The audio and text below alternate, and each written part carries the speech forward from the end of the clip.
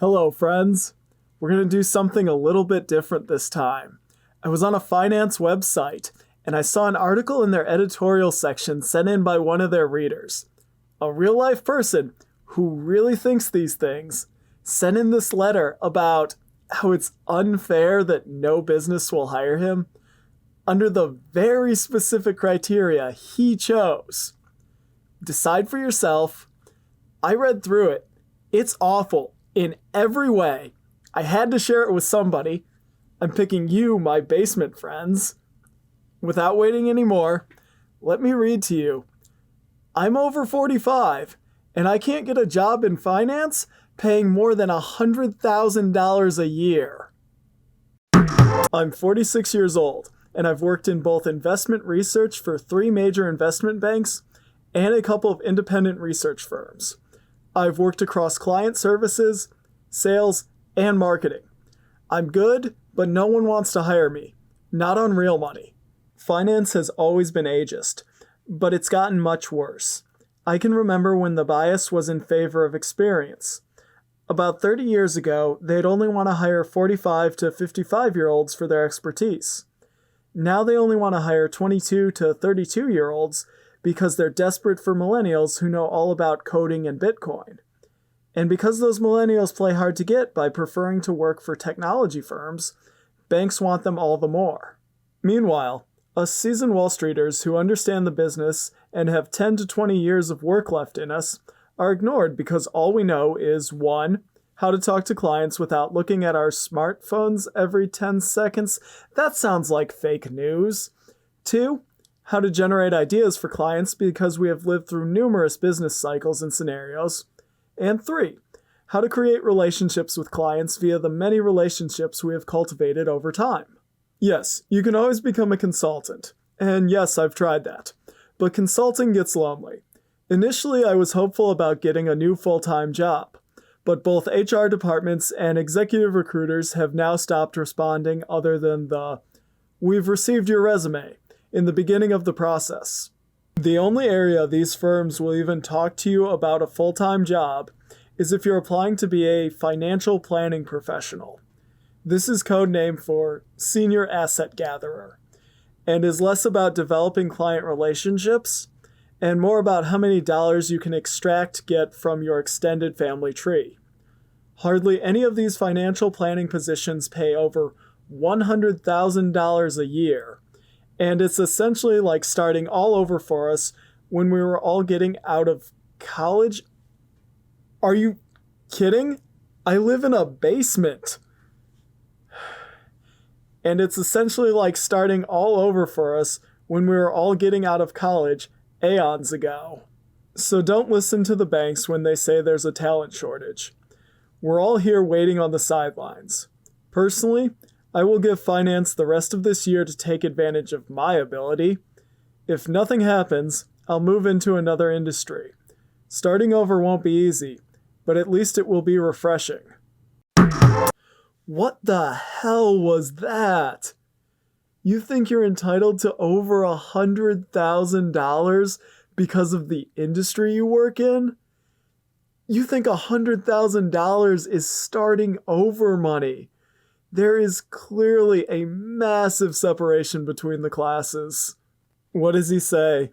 They only want to hire 22 to 32-year-olds? But because millennials play hard to get by preferring to work for technology firms, that makes banks want them all the more? That sounds like the argument an insane person is making. I liked when he stated that he would be a valuable employee, and that he'd give the banks till the end of the year to figure that out. But then he doesn't give any indication that he's doing anything to improve his skill set. He said that the banks are looking for employees who are up to date with current technology trends like cryptocurrency.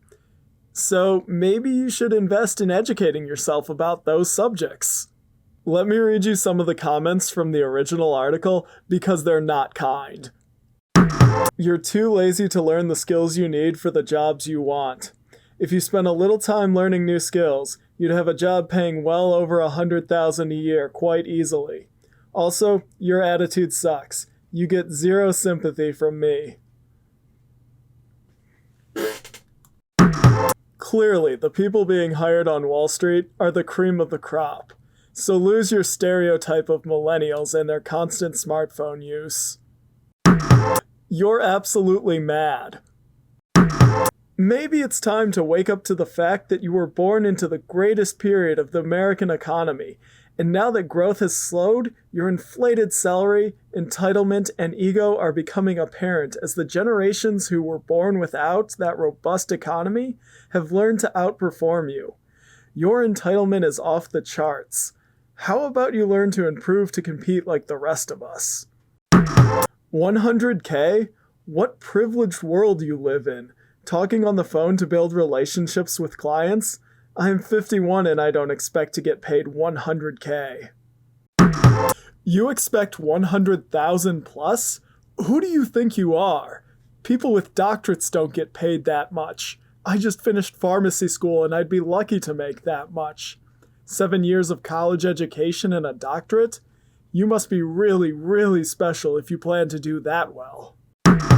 In this day and age, you have the ability to create or become whatever you want. If coding and Bitcoin is keeping you from getting interviews, answer this. How much time have you spent learning about it? How many classes or books did you pick up? How many courses did you take? Being lonely is an excuse. Join a meetup group. This is disturbing that you're complaining about not being able to make more than $100,000 a year. You're kidding. Millions of Americans are working at minimum wage jobs. Thank whatever gods or fate or luck you believe in and practice gratitude, because you are so fortunate. Perhaps you should just accept that you've hit your career pay ceiling. $100,000 a year is a very normal salary in the finance industry here in Maryland, and we have a higher salary than most states. You admit all you can bring is your ability to cultivate relationships. You're forgetting millennials are at their oldest almost 40 and have also lived through numerous business cycles. Tell me what you think. To me, the entire thing comes off as entitled, with him never stopping to consider why companies might not be offering him what he wants, or what he could do to improve himself to get it. The article comes from a website called eFinancial Careers. I'll link it down below in case you want to check it out. But in the meantime, thank you for listening, friends. Please subscribe. The channel is still very young and that little thing would help immensely. See you next time, friends.